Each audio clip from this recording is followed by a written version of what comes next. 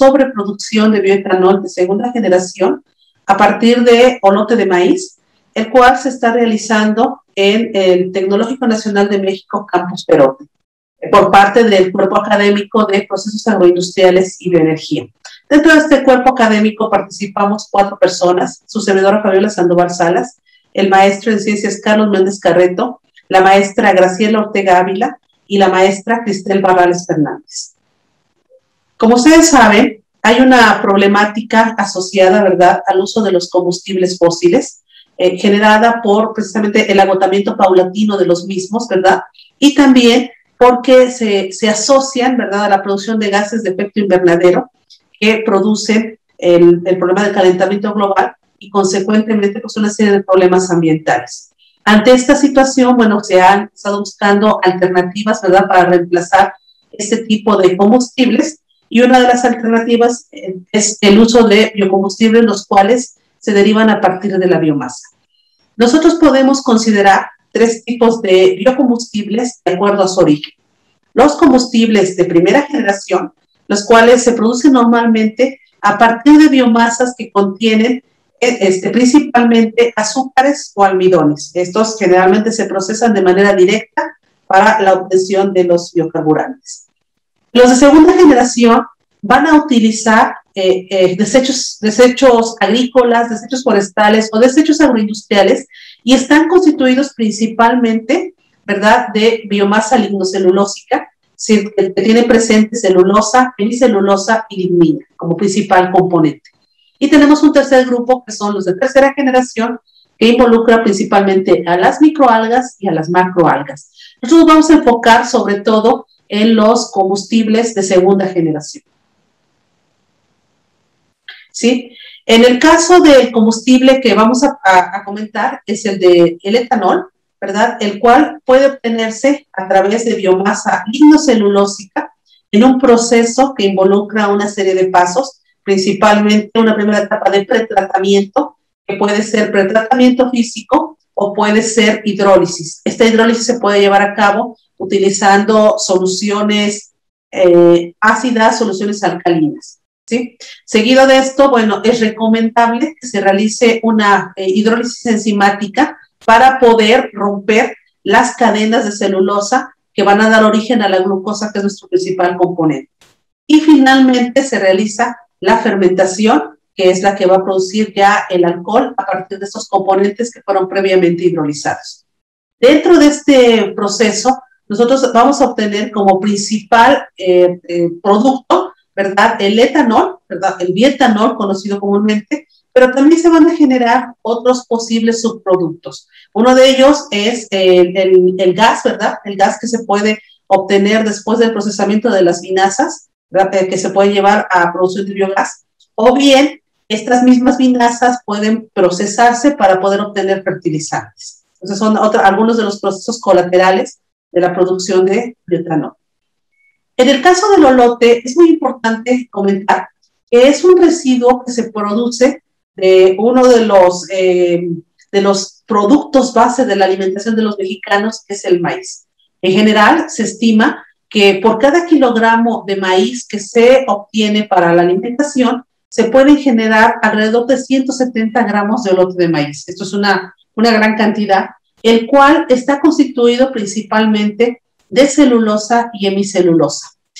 Quiere decir que mediante procesos de hidrólisis y fermentación, una posterior destilación, es posible obtener bioetanol de segunda generación a partir de este componente. Como ya se comentó anteriormente, esto permitirá contribuir a la reducción de gases de efecto invernadero. ¿Cuál es la metodología que se ha seguido para este proyecto? Bueno, a partir de olote de maíz colectado en la región de Perote, Veracruz, se realizó una primera molienda en un molino de martillos, ¿verdad? Y después el material se secó a 60 grados centígrados hasta peso constante. Posteriormente se envasó en sacos de 50 kilos y en envases de plástico hasta que se pudo usar para hacer las diferentes pruebas. Después de esto se caracterizaron los diferentes componentes del olote, principalmente celulosa, hemicelulosa y lignina, ¿verdad?, mediante procesos o protocolos estándar. y después de esto se evaluó el proceso de hidrólisis, desde el pretratamiento, la hidrólisis ácida, la hidrólisis enzimática, ¿verdad? Y finalmente la fermentación. Para la fermentación se trabajó con la levadura Saccharomyces cerevisiae y a 25 grados centígrados y a 120 revoluciones por minuto en cultivo sumergido. Como principal parámetro de seguimiento de las fermentaciones, se utilizó el método de DNS para la determinación de azúcares reductores y también la concentración de etanol se determinó mediante técnicas de HPLC. ¿Cuáles son los principales resultados obtenidos en esta primera etapa? Bien, pues lo que les estoy mostrando es la composición detectada en el olote de maíz originado en esta región, ¿verdad? Principalmente encontramos nosotros una alta concentración de hemicelulosa, ¿verdad? Una buena concentración de celulosa. Tenemos que hay pues, un poco menos de la lignina que se ha reportado comúnmente para este componente, ¿verdad? Y un poco de componentes extraíbles. En este caso, bueno, nosotros el principal componente que vamos a utilizar para la producción de bioetanol es precisamente la celulosa, que es la que se va a convertir a glucosa para que la Saccharomyces pueda utilizar.